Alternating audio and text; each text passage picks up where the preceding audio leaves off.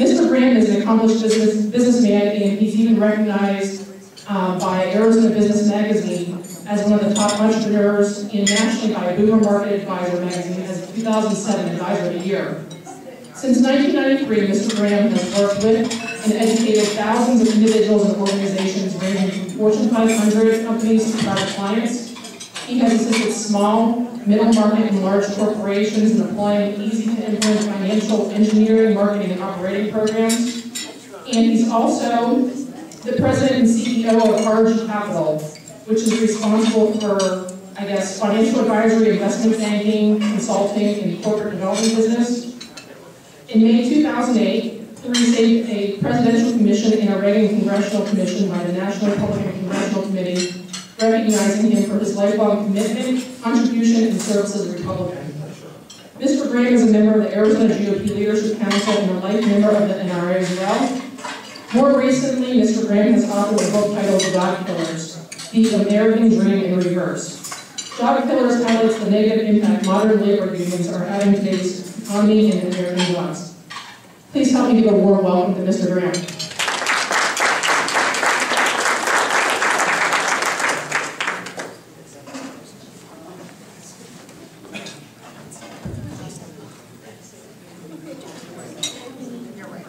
All right, it's great to be here. I'm going to stand a little bit out here just to bring us a little closer together. You know, it's an interesting time in our nation. First and foremost, we see that we're having these small victories, but their victories start to add up on top of each other to get us closer to success. My book, I actually, to give you a little background, I grew up in Michigan. I spent the first half of my life in Michigan, and I lived in the Upper Peninsula of Michigan, and I lived in Lansing, Michigan. I was surrounded by General Motors and all the different industries that come along, the automotive and such, and witnessed all this growth and fantastic dynamics as a kid. There was celebration when you became an employee of GM, whether you were a line worker or not. Families would have parties because you made it, right? There were all these different things that happened as it relates to future security for that particular family. When I came out to Arizona, I finished school at Arizona State University, Global Business and Finance. I met my sweet wife, and as was announced, we have 5 children, 3 boys and 2 girls. And we're very active in life. You can imagine. There's not a period of, I think, of any real tranquil moments in our home right now. But it's a lot of fun. So what happened is over the last couple of years, when we worked on the investment side, we worked a lot on the fiscal policy side. So what happens is you can really, you look at a company that has great concepts and great motivations to do great things to bring people on. But if they don't have good fiscal policy to support them, it's very difficult for them to grow. It's very difficult for them to have profit. You have research and innovation, all these things. So you look for policy that's going to help. So for the last handful of years, I've been spending time in DC with groups like the American Legislative Exchange Council, where I've been asked to speak there at the States and Nation Policy Summit on tax policy, commerce policy, and labor policy, to try to educate our state lawmakers across the country. They have 3,000 members on the policies that work that will help grow, put our Americans back to work. And so again, you look at the states, and you look at the dynamic space in the states, there's lots of opportunity. But today, you hear all this stuff in the media about the federal government, but you need to really look at the state dynamics that are happening. Right now, we have 44 states that are facing a $125 billion aggregate budget deficit. This is the states. Okay, you start looking at that, and it's frightening, it's alarming. And you look at all the different impact that's happening with the states and the hard decisions they're making. I just wrote an article called State Budgets, Damned If You Do, Damned If You Don't. And so what's happening, we've seen it in DC just recently with all the debate around this little budget that we've been discussing. But if lawmakers come out, governors, and try to take a stance and say, we need to cut non-essential, we need to step back, we do not have the money to pay our bills, we need to find, we need to cut back and be disciplined. What's happening? They get stiff opposition immediately, and they start to say, no, you can't do this. And you have one side say, yes, we need to, the other side says, no. They're very personally and intimately involved with the policies that they put in place, and they want these things to go forward. Now what happens, you shift gears. Okay, so you see these things happening, and we look at what's happening. The book, Job Killers, is really about the impact that unions are having on our nation. And at the very bottom tagline is how unions are destroying jobs in our economy. And you think about it, and if you go back through our book, the Job Killers, you see the history, the good, bad, the ugly, and you see what they kind of morphed into. It's really a very powerful political action committee that has incredible influence at all levels. and just recognize them for what they are. So you look at Scott Walker in Wisconsin, who steps up and says, we need to make reform. And he first comes back putting the double barrels, and he just sends a message right into the union's lap that says this has got to change. Now, if you think about the foundation of unions, what are they known for? Trade unions, education. They help a lot with member benefits. Then you start looking at public sector unions. They don't have an education component. They have membership. But what do they do for the worker? Do they defend the worker or not? They ask for dues. In some states they have compulsory means, and we'll talk a little bit about that. But what they do is they drive a wedge in, and they say, we're going to get you better benefits, and we're going to get you higher compensation. Does that combination work in today's environment? Do we have the money for it? No, we don't have the money for higher benefits. We don't have the higher wages. We don't have the money for better benefits. And so what's happening now, if you think about the basic mantra of union determination around there, the message becomes diluted because you don't have the money to do that. So you think about Wisconsin, where they try to make a cut. Multiple cuts to try to balance their budget. They have a $137 million budget deficit they're trying to correct it. And they get stiff opposition. You can't cut these benefits. You can't cut this collective bargaining. You can't do this. And the governor said, look, we have no money. Lawmakers are saying we don't have money, and we need everybody to take this discipline. Now, if you think about the economy that we've been facing here, Gallup came out on March 17th with a new unemployment number of 10.2%. Okay, so you hear all these numbers, 9.8, 9.4, it's all over the map, it's 10.2%. And if you talk to enough people, the 10.2 resonates with real team. So what do we do to stimulate jobs, and how do we grow our economy in this nation? And how do we stop from this parasitic dynamic that's happening with unions? And so Arizona, probably the most, or I'd say the least understood law that's in our state as well as in the nation, especially with all this debate, are right to work laws. People think that means right to fire. Well, that means, or that you can just take somebody out and what have you. What it basically means is that right to work laws give the employee the right to become a member of the union or not. They can't be forced to become a member of the union. There's 28 states right now in our nation that are non-right to work laws, or that have non-right to work laws, or non-right to work states. Meaning that if you go to work in the government, if you go to work for an organization that's unionized, you do not have the choice to become a member of the union. If you opt out of membership dues, you will be terminated, regardless of your performance, your tenure, or have you, you're gone. So, I mean, I think of this as this the least American dynamic you can ever hear, is you take the choice away from the worker. So what right to work legislation does is it gives it back to the worker. Hey, if there's value in the union membership, then go and join. Don't take away the rights of the unions, but if you want to become a member of the union, join because you believe there's value and there's virtue in joining and becoming a member. But if you have to be forced, you lose all credibility, in my mind, the unions lose credibility, and it demonstrates a lack of value. And so what's happening in Wisconsin, Indiana, Michigan, Ohio, and other states is this right to work legislation is bubbling to the top. Because what it does is it levels the playing field both for government as well as the private sector businesses to get some traction back. So again, paint some pictures for you.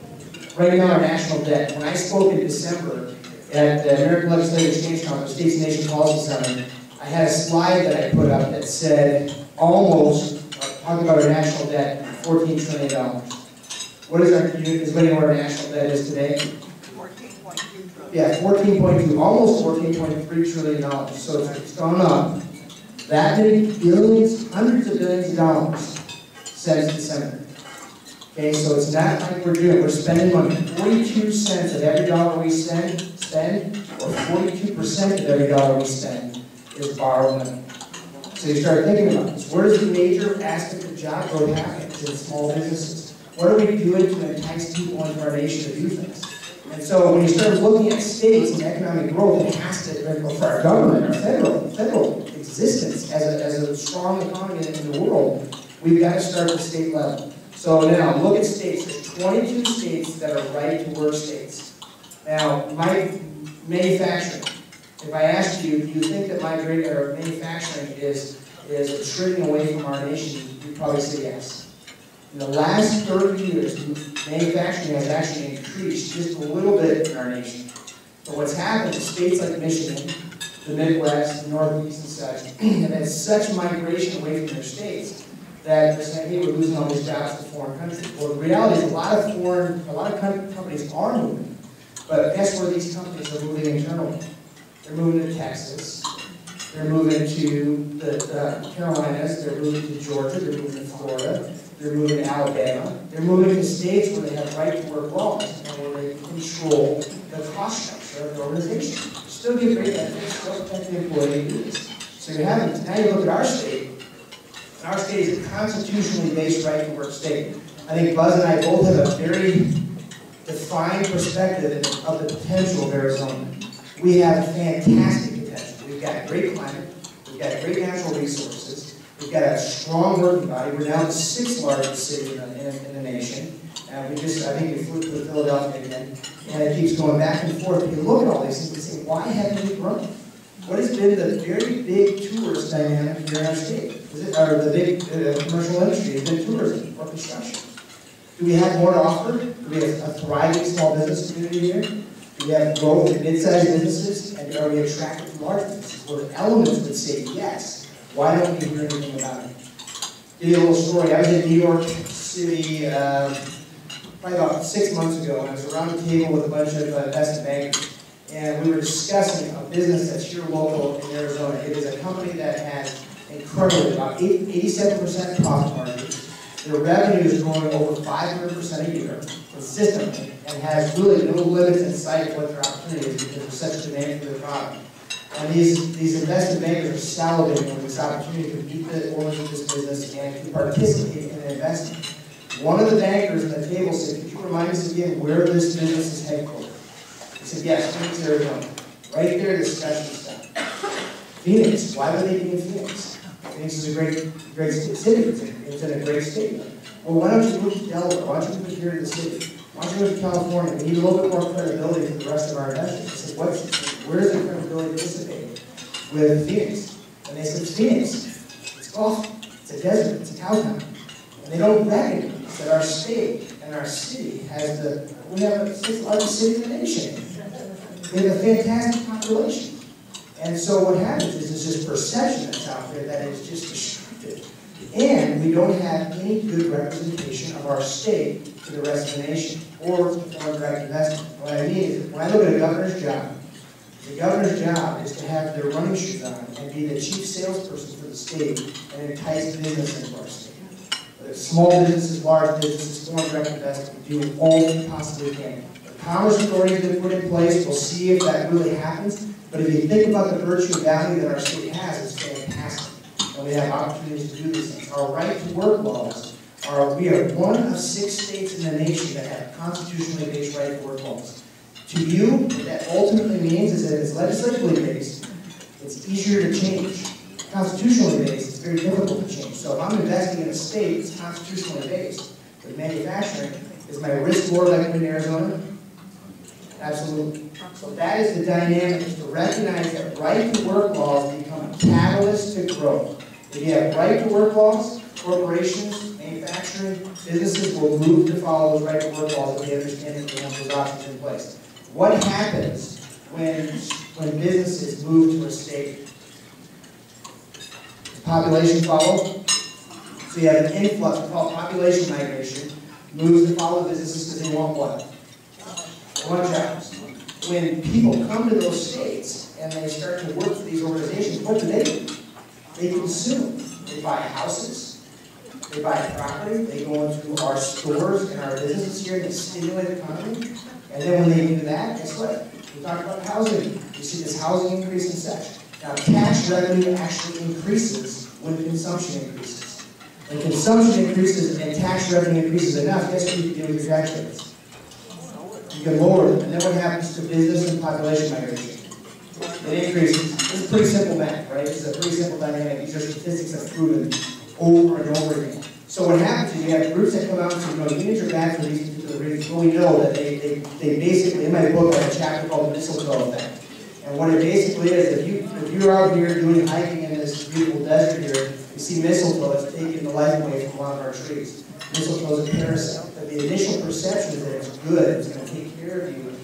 The Scandinavians, if they were at war, and they noticed the bough of mistletoe above them, they put their weapons down and come back the following day to fight. It always has this mysticism to it. Well, mistletoe ultimately becomes part of the entity, and then it sucks the lifeblood out of the dies. We've seen it at the end. My mother sent me pictures as they were demolishing the old plants in East Lansing, Michigan. And it's just mind-boggling to see this. And so what do we do? How do we defend ourselves? Well, we have to position ourselves by literally plucking the feathers out of the opposition with the right type of policy and the right strategy so that our country can go back to the principles that we believe are right. What is that? Limited government, lower taxes, and individual accountability and more freedom. And when you do that, it gives people choices. And so fundamentally, this is the argument that's happening. And what's nice, when I wrote the book, I published it in November, it came out, and I thought, okay, we're getting a little traction, I've been asked to speak in different places, and Scott Walker, I should send him my case of books, because that was my best friend. But we've been everywhere. What's happening is lawmakers are starting to realize really where the impacts are because they have no choice now, right? So one last concept as we get into this, and this is what I would hope from you as citizens, as people that are voting. You don't ask. You try the best you possibly can to get our lawmakers to make great decisions for us. And that's the goal, right? They represent us, we're hoping that they're making good decisions, and we take it on the chin a little bit when they don't make such great decisions. But today, when they start to look at budgetary dynamics, you have to support it. Do the best you possibly can when it comes to the cuts, okay? Now, I want people in our state to be much more aggressive with the budget. What we're hearing now is a balanced budget is smoke and mirrors. I tell you, if you saw the inside of what's happening in K-12 roles and some other dynamics around the budget, you'd be pretty surprised that it's considered a balanced budget. So as I get out and do this now, what I've been talking to our lawmakers about is that our citizens are grown-ups and they understand when they have to do things personally. So our economy falls, people lose their jobs, maybe businesses, revenues down, what have you. What do you do as a household? You cut off the cable, maybe. Maybe you cut off the internet. Maybe you're down to one car. Think about the mass of America. They do this because why? They want to keep a roof over their head. They want to feed their family. So they understand this. We call this the pain principle. It's something that as a nation we get it. We understand it completely. And so now when we go to our lawyers, or our lawmakers, I should say, and we start looking at what they're particularly doing, they are not comfortable with this. They don't recognize it. I've got a program. I have to feel some pain a little bit, but it's for the best element that we need, and that's survival. We need survival as a nation. So as you go through this, I think we have to give you more credibility. When you start looking at it from a lawmaker's perspective, we need to give you more credibility. We support their decisions as they do this and recognize it's temporary. If you make great fiscal discipline now, you'll see that our nation will become healthier and we'll get fantastic growth as a result of doing discipline.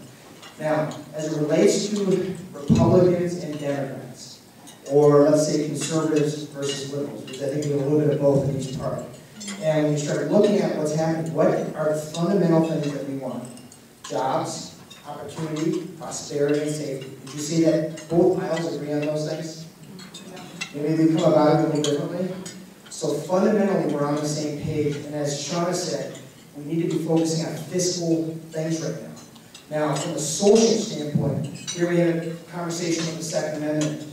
And we've given a debate here. You heard a little bit of argument on both sides of the fence as far as how far to take individual freedom. That's great. Now you think we've heard a lot at the federal level about right to life and Planned Parenthood and such. And we've heard arguments around these different things. I hear all these social issues kind of bubble to the top. I got to tell you that with our current president, any social issue that you care about is under attack. If you're a right to life person, if you're a Second Amendment person, if you're a secure the border position, everything, you just go with under attack. And so the one thing I've been doing right now, I'd love you to come over and buy a book, obviously, but more than anything, we need to unify as a party to win in 2012.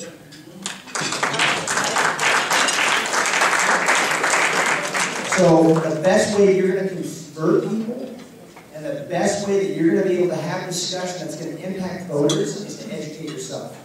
Read, participate, go to events, ask a lot of questions, and do what you can, because what you'll find is you will be empowered to make great decisions, and you'll be able to influence people to make smart decisions as well. Again, Obama, in my mind, has to go, and we have to be stronger at getting behind the mission of taking him out of office. So I'd love to answer questions as well. Yes? You talked about both parties wanting prosperity and jobs. Well, I don't think that's true of the left and the Democrats. I think the more people depend on the government, the bigger the social programs they can set up. They can set up like food stamps and welfare. All the entitlement programs. All the entitlement programs. The more they want the government to expand. So, and in fact, they don't really care about the jobless rate because those people depend on the government. So let me address this in a couple of ways. What we've seen in our nation right now, in my book I have another chapter called the Me Generation, the entitlement factor that's happening in our nation. What's happening is if you go back in time and you look at the Industrial Revolution and you see all the innovation and risk-taking that was taken by our forefathers as it relates to industry and growth of our economy in this nation, they took risks, they worked hard, they did things that normal people wouldn't do because they were entrepreneurs, they were trying the best they possibly can.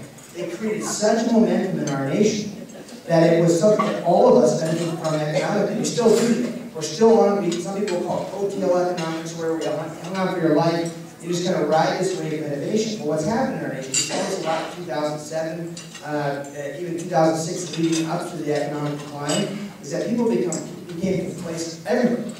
They forgot how to work because everything was handed to them. They forgot how to be creative. They forgot to innovate. And what happened is we started to lose our momentum. We turned it. And so this didn't happen just in 3 years. This happened over a long period of time.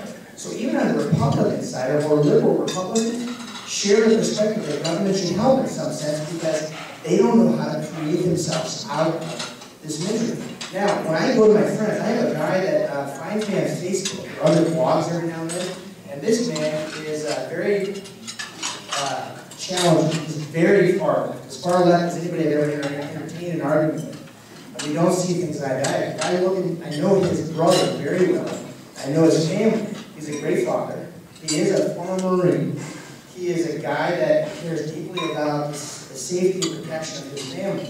And he does want opportunities. But what happens is the roadmap becomes different. See, the left has been very, I always talk about it's form versus fact. They're very emotionally based.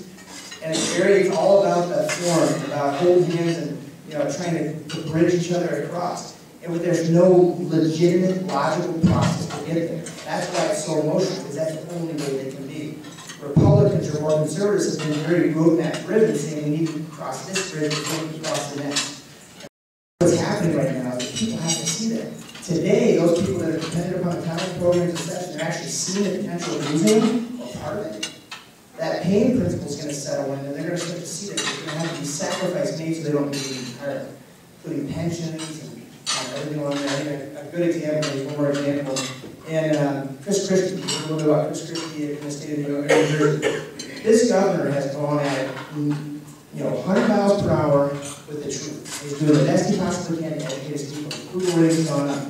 But the Teachers Association, you may have heard this story before. He's banging on these Teachers Associations saying we need to make these cuts. So he goes to New Jersey, to the Teachers Association, and makes this great big budget cut of $700 million to K-12. That's a lot of money to spend on education. And so everybody's in uproar about this. Wait, I have a solution. He says the solution is that you, Mr. and Mrs. Teachers, need to not take a collective bargaining pay increase of 4.9% this year. Just hold it. You're not going to get a decrease in income. Just don't take a raise. Everybody's hurting in our country, in our state. Let's just freeze it. And you have to put 1.5% of your income toward your health care. Now, the state of New Jersey has the greatest health care plan in the country. If you're an employee of the state, they not only cover you, they cover your entire family. My entire family would be covered in their program without one nickel coming out of that. If you have 12 kids, there you go, it's covered. So that 1.5% increase, that family would only have to pay $700 a year on average into the system. That's how much money that would save. Actually, his cut was $800 billion, but actually saved $700 billion. $800 billion, we find $700 million. Guess how many people would lose their job underneath this plan if they would have done zero? So the Teachers Association literally tells them to go fly a kite. And one of the local teacher association leaders actually put an email and prayed for his demise. I mean, it's just unbelievable. And guess how many teachers have lost it? They said no. How many teachers have lost their job in New Jersey today? Over 1,000 have lost their job because they did not adopt the plan. And it's continuing, we're gonna keep doing it. So you look at this and say, here's solution-driven stuff, fact-based dynamics, not form. It's not about the benefits anymore, it's about survival. And that's where the big gap is. And so I hear you loud and clear, but we need to be able to find some common ground, and that is around the jobs, prosperity, and opportunity.